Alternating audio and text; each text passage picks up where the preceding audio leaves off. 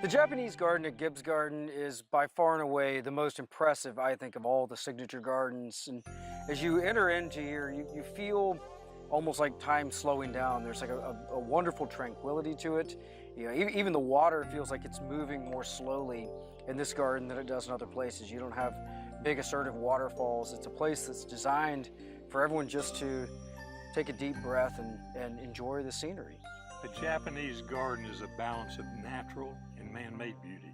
It's a garden of meditation that delights the senses, all the senses, and it also challenges the soul. And for many, when they come, it's really a spiritual experience.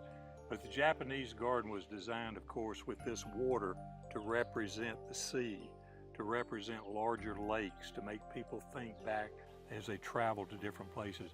Or you would look at the water and think of a river, but water evokes all the senses are all around you, this fragrance of that wonderful Viscosa mosaic that's very, very fragrant. But as we look at it, it's all back to what we mentioned before. Water, you've got the plants, and you've got the stones, and they're all representative. So as you look across this, every view will be different. If you're on the north side, totally different than the south. Same with the east and the west. So you want to just tour around the garden.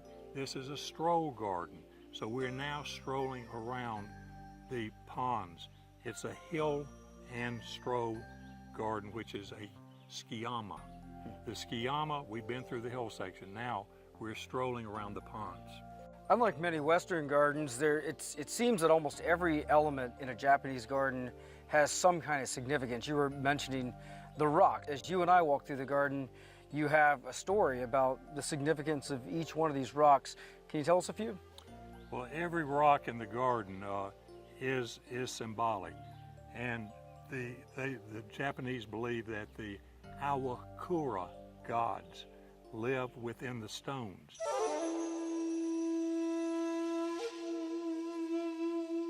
And when you go out to find stones, you want to make sure that you don't ever disturb the stone. You can't scratch it because you'll disturb the gods that live within the stone.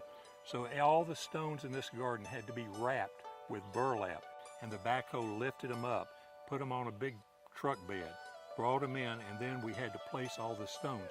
Now there's a book that tells about all the stones, the shape and the form, and there's a drawing.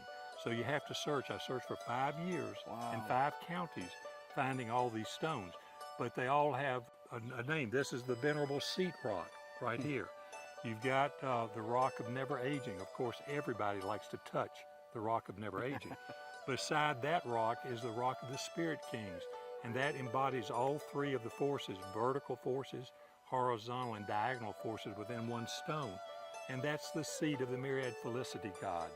So every stone that you see, these stones that are floating out, these are actually representing the 5 islands of Japan.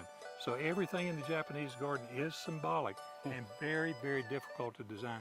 Without question, the most difficult garden I have ever designed. And just to do the basic layout was 5 years in selecting the stones only. Now we started working on this garden in 1980, and this is 37 years later. Wow. And it's mature now, but don't forget it takes years of maturity, and age and character come with maturity.